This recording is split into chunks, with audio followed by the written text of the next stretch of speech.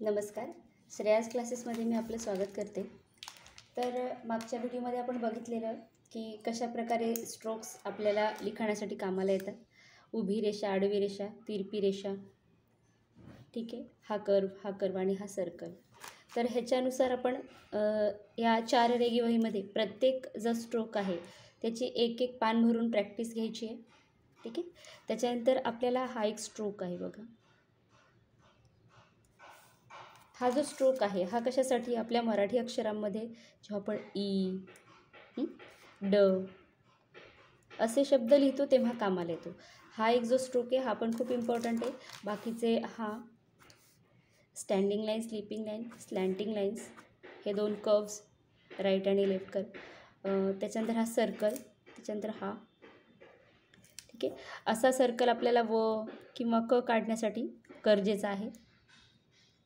ठीक आहे. तर ह्या सगळ्या कर्व्सची प्रॅक्टिस करून घ्यायची आहे. 4 रेघीवहीमध्ये प्रत्येक स्ट्रोक एक एक पानभर करून घ्यायचा आहे, जेणे हाताला वळण बसेल आणि हस्ताक्षर सुधारण्यास म्हणजे चांगलं अक्षर पहिल्यापासूनच काढायला मूल शिकून जातं. ठीक आहे. व्हिडिओ आवडला असल्यास लाईक, शेअर, सबस्क्राईब करा. थँक्यू.